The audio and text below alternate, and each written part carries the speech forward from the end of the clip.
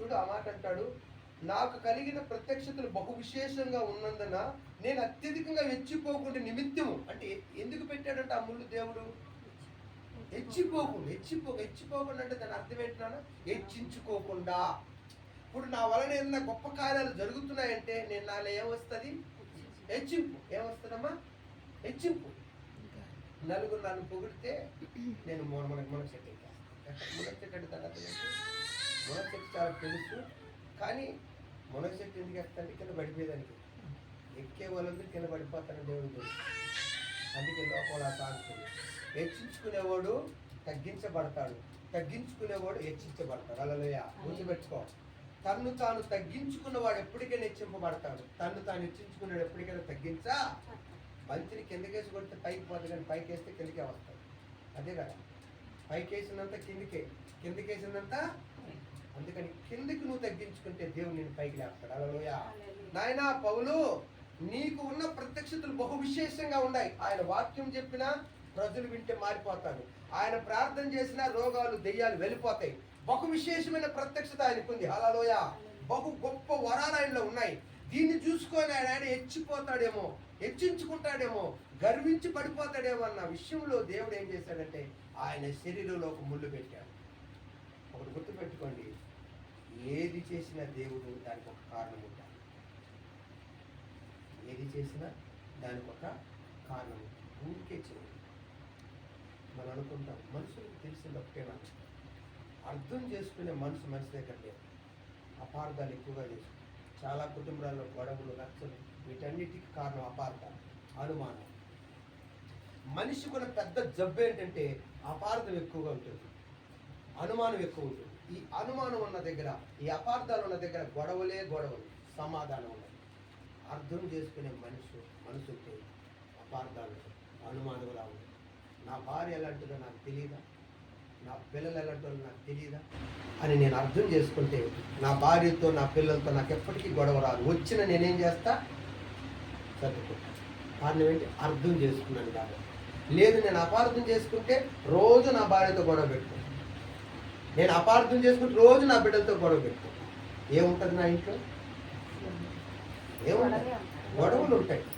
అపార్థాలు ఉన్న దగ్గర గొడవలు ఉంటాయి, అనుమానాల దగ్గర ఉన్న గొడవలు ఉంటాయి. కానీ అర్థం చేసుకునే మనసు ఉంటే ఏది, దేవుడు ఏది చేసినా మన మేలుకే చేస్తాడు. దాన్ని అర్థం చేసుకునే జ్ఞానం మన దగ్గర లేదు. ఇప్పుడు ఈ ముళ్ళు పెట్టాడు ఆయనకి. ఎందుకు పెట్టాడంటమ్మా?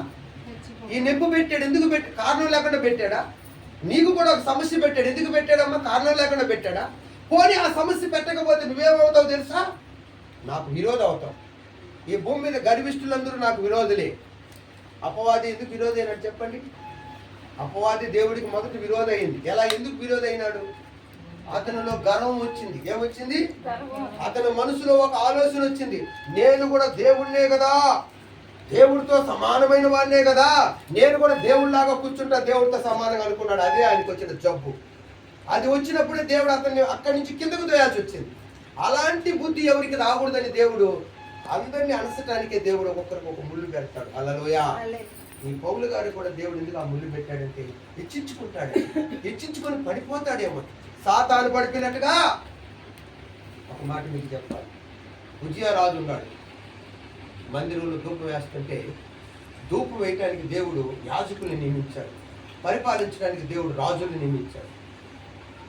యాజకులు వచ్చి ధూపం అయిపోతుంటే ఈ రాజు ఉజ్జియా వచ్చి నేనేస్తానన్నాడు. అయ్యా మీరు రాజు అయ్యా, మీరు వేయకూడదయ్యా, ఆ పనికి మమ్మల్ని నియమించాడయ్యా దేవుడు అంటే వాళ్ళ మీద ఉడ్రించి కోపగించుకొని నేనెవరిని? రాజును కదా, నేను వేయకూడదా, నన్ను వేయకూడదు అంటావని వాళ్ళు తోచేసి వెళ్ళి ధూపం వేస్తారు. అక్కడే పుడుతుంది వస్తున్న కుష్టు. ఏం పుట్టిందమ్మా? ఆ కుష్టుతోనే చచ్చిపోతాడు. ఎంతసేపు వచ్చింది నాశనం? అంతవరకు ఉజ్జియాకు దేవుడు తోడుగా ఉన్నాడు. ఎప్పుడు గర్వం కనపడింది ఒకటి గుర్తుపెట్టుకోవాలి. గర్వం వస్తుందంటే నాశనం వచ్చినట్టే గుర్తు లెక్క. నాశనానికి ముందేమో నడుస్తుంది? నాశనానికి వచ్చేదే గర్వం. ఆ గర్వం నీకు రాకుండా ఉండటానికి ఈ ముళ్ళు. హల్లెలూయా. చెప్పండి, ముళ్ళు పెట్టడం న్యాయమా అన్యాయమా? పెట్టడం న్యాయమా? నీలో గర్వం వస్తే ఆ గర్వం నీకు నాశనం తెచ్చి పెడుతుంది నాయన. ఆ గర్వం నీలో రాకుండా ఉండటానికి ముళ్ళు పెట్టాను ఆయన. చూడండి ఆయన, నాలో ఆరోగ్యం బాగా ఉంటే నా శరీరం నా మాట విందు, నేను దాని మాట వినాలి. అప్పుడు నేనేం చేయాలి? పాపాలు ఏంటంటే అన్నీ చేయాలి. అప్పుడు దేవుడు కోపం నా మీదకి రాదా? నా శరీరం నాకు పాపానికి సహకరించేది ఎప్పుడంటే బాగున్నప్పుడే. అదే ఒక అనారోగ్యం ఉంటే సహకరిస్తుందా? అందుకే దేవుడు అనారోగ్యాన్ని పెట్టాడు. హల్లెలూయా.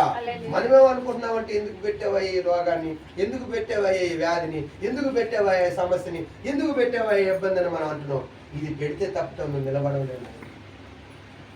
ఈరోజు దేవుడి బిడ్డ గుర్తుపెట్టుకుంది. ఎవరైనా దేవుడి దగ్గరికి వస్తారంటే ఊరికే రారమ్మా, అన్ని బాగుంటే రారమ్మా, అసలు లెక్క చేయరమ్మా. ఏదో ఒక కష్టం, ఏదో ఒక బాధ ఉంటే దేవుడు అనుకొస్తాడు. అసలు దేవుడిని ఎప్పుడమ్మా గుర్తుపెట్టుకుంటాడు మనిషి? అన్ని బాగుంటేనా? డాక్టర్ ఎప్పుడమ్మా మనకు అవసరం? అన్ని బాగుంటేనా? డాక్టర్ అవసరం ఎప్పుడు వస్తుంది? రోగం వచ్చినప్పుడే డాక్టర్ అవసరం. మిగతాప్పుడు ఆరోగ్యవంతుడికి డాక్టర్ అవసరమా? అనారోగ్యం ఉన్న వారికి డాక్టర్ అవసరమా? నీకు డాక్టర్ అవసరం ఎప్పుడు? అప్పుడు అంతే. ఆ రోగమే నిన్ను డాక్టర్ దగ్గర నడిపిస్తుంది, ఆ కష్టమే నిన్ను డాక్టర్ దగ్గర నడిపిస్తుంది. అలాగే ఆ రోగమే నిన్ను దేవుడి దగ్గర నడిపిస్తుంది. హల్లెలూయా. చెప్పండి, రోగం వచ్చి నిన్ను ఏం చేసింది? అయ్యో రోగం వచ్చిందని నువ్వు అన్నావు, రోగం వచ్చి నిన్ను దేవుడి దగ్గర నడిపించింది. హల్లెలూయా. రోగం వచ్చి నిన్ను దేవుడు తెలుసుకునేలా చేసింది. ఈరోజు నేను చెప్తున్నాను, నేను దేవుడిని నమ్ముకోవడానికి కారణం ఒక రోగమే. నేను దేవుడిని నమ్ముకోవడానికి కారణం ఒక రోగమే. ఆ రోగం రాకపోతే నేను దేవుడి దగ్గరికి వచ్చేవాడిని కాదు. ఆ రోగం ఎక్కడైనా బాగా ఉంటే కూడా నేను దేవుడి దగ్గరికి వచ్చేవాడిని కాదు. దేవుడు నాకు తెలిసేది కాదు, దేవుడు రక్షణ పొందేవాడిని కాదు. ఇప్పుడు ఆ రోగం నాకు మేలు చేసిందా, కీడు చేసిందా? ఈ ఆయనకి వచ్చిన రోగం కూడా నీకు మేలు చేయటానికి. ఏ నొప్పిగా ఉందయ్యా, ఏ నొప్పిగా ఉందయ్యా, ఈ ముళ్ళు తీసేయని ప్రార్థన చేస్తున్నాను. దేవుడు అంటున్నాడు, ఆయన నీకున్న ప్రత్యక్షతలు బహు విశేషముడు ఆయన, వాటిని చూసుకొని వేడ పడిపోతావు అన్న విషయంలో నేను నీకు ముళ్ళు పెట్టాను. ఏం పెట్టాడంటమ్మా? శరీరంలో ఎక్కడ పెట్టాడంటమ్మా? నీకు ఒక ముళ్ళుని పెట్టాను. నా కృప నీకు. దేవుడికి ఆయన ప్రార్థన చేస్తే దేవుడు చెప్తున్న సమాధానం ఇది, నా కృప నీకు. దీన్ని అర్థం చేసుకోలేక మనుషులు ఎలా ఉన్నారంటే అపార్థాలు చేసుకుంటూ, దేవుడి మీద అలుగుతూ, దేవుడి మీద బాధపడుతూ, ఎన్ని ఏళ్ళు అయిందయ్యా దేవుడిని నమ్ముకున్నాను, నాకు ఈ వ్యాధిని బాగు చేయలేవా? ఏ వ్యాధి? ఏ వ్యాధి? నాకు ఈ కష్టం తీర్చలేవా? పోయేమో చాలా మంది. జాగ్రత్తగా అర్థమవుతుందా? అర్థం చేసుకోండి. మన కష్టాలు వస్తాయి, బాధలు వస్తాయి, మనము వాటి విషయంలో దేవుడి మీద అడగతాం. అవునగా? ఇప్పుడు చెప్పండి, ఏ కష్టాలు రాకుండా పెడతాడు ఓకే, ఏ సమస్యలు రాకుండా పెడతాడు ఓకే, ఏ వ్యాధులు రాకుండా పెడతాడు ఓకే. మీరేం చేస్తారు చెప్పండి? శుభ్రంగా ఇంట్లో పడుకొని బిజీగా ఉంటారు దేంట్లో? మీ పనులు. అవునా కదా? మిమ్మల్ని దేవుడి దగ్గర తీసుకొచ్చేది ఏదో ఒక కష్టమే కానీ, ఏదో ఒక రోగమే కానీ, ఏది లేకపోతే మీరు రానే. ఆ విషయం దేవుడికి తెలుసు. చూడు, పౌలికి ఆ ముళ్ళు తీసేయడం దేవుడికి కష్టమా? చూడన్నా, పౌలు వస్త్రం తగిలిన గుడ్డతకు పోయి వేస్తే దేయాలు వెళ్ళిపోతున్నాయి, రోగాలు వెళ్ళిపోతున్నాయి. అంతేకాదు ఆయన గుడ్డ అంతేందుకు దేవునికి మహిమ కలగల. హల్లెలూయా. పిల్లలను గమనించండి, ఒక దైవజనుడు చనిపోయాడు బైబిల్లో. ఎలీషా ఆయన చనిపోయాడు. చనిపోతే ఆయన పాతి పెట్టారు. జాగ్రత్తగా వినండి, దైవశక్తుడు బాడీలో ఏముంటుంది ఒకసారి చూడండి. ఒక దైవజనుడు చనిపోయినాడు, ఎలీషా పాతి పెట్టారు భూమిలో. 1 సంవత్సరం తర్వాత ఒక సైనికుడు చనిపోతే ఆయన సమాధిలో పాతి పెట్టారు. ఆయన పెట్టారు సమాధిలో.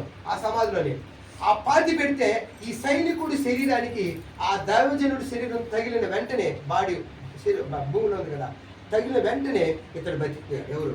సైనికుడు బతికిపోయాడు. ఏంటి? సంవత్సరం తర్వాత దైవజనుడి శరీరంలో ఇంకా దేవుని శక్తి ఆగిందా? ఉందా? ఉంది. అంత బలమైనడమ్మా దైవజనుడు. హల్లెలూయా. అంత బలమైన దైవజనుడిని ఆ రోగం పోమంటే పోదా? ఇన్ని రోగాలు ఎలగొట్టే దైవజనుడు ఆ రోగాన్ని తీసుకోలేడా? ఎందుకు పెట్టాడు తెలుసా? నాయన, నీవు గర్వించి పడిపోతావన్న విషయంలో, నువ్వు దేవుడికి దూరం అయిపోతావన్న విషయంలో నేను ఆ ముళ్ళు పెట్టా. హల్లెలూయా.